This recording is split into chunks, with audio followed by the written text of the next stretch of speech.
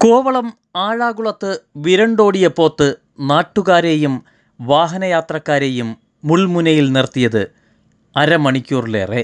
തിരക്കേറിയ കോവളം കാരോട് ബൈപ്പാസിൽ ഇന്ന് വൈകിട്ടായിരുന്നു സംഭവം. വാഹനങ്ങൾക്ക് നേരെയും യാത്രക്കാർക്ക് നേരെയും പാഞ്ഞെടുത്ത പോത്തിനെ പിടിച്ചുകെട്ടുവാൻ നാട്ടുകാരുൾപ്പെടെയുള്ള സംഘം ശ്രമിച്ചെങ്കിലും നടന്നില്ല. ഫയർഫോഴ്സിനെ നാട്ടുകാർ വിവരമറിയിച്ചതിനെ തുടർന്നാണ് ഫയർഫോഴ്സിലെ സിവിൽ ഡിഫൻസ് വിഭാഗം പോത്തിനെ പിന്തുടർന്ന് പിടിച്ചുകെട്ടിയത്. ബൈപ്പാസിലൂടെ ഏകദേശം 4 കിലോമീറ്ററാണ് പോത്തോടി വാഹനങ്ങൾക്ക് നേരെ പരാക്രമം കാണിച്ചത്. വെള്ളാർ സിഗ്നലിന് സമീപമെത്തിയപ്പോഴാണ് പോത്തിനെ പിടിച്ചുകെട്ടുവാനും കഴിഞ്ഞത്. എന്നാൽ പോത്തിൻ്റെ ഉടമസ്ഥനെ ഇതുവരെ കണ്ടെത്തുവാനും സാധിച്ചിട്ടില്ല.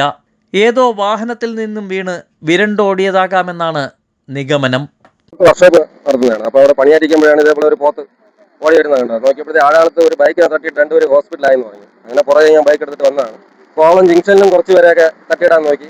അങ്ങനെ എതിരെ വരുന്ന വണ്ടികൾ, അതായത് വൺ സൈഡ് മാറി കയറിയാണ്.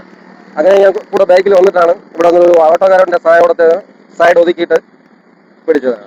ഇതുവരെയ്ക്കും ആരും വന്നിട്ടില്ല. ആയിരിക്കും, അതൊന്നും വണ്ടി ഇപ്പൊ ഓണറൊന്നുമില്ല, ആരെയും വളർത്തിയതല്ലെന്ന് തോന്നുന്നത്. പോത്തിൻ്റെ ഉടമസ്ഥൻ എത്തിയില്ലെങ്കിൽ ഫയർഫോഴ്സ് പോലീസ് സ്റ്റേഷനിൽ ഏൽപ്പിക്കുവാനുള്ള നടപടിയും തുടങ്ങിയിട്ടുണ്ട്.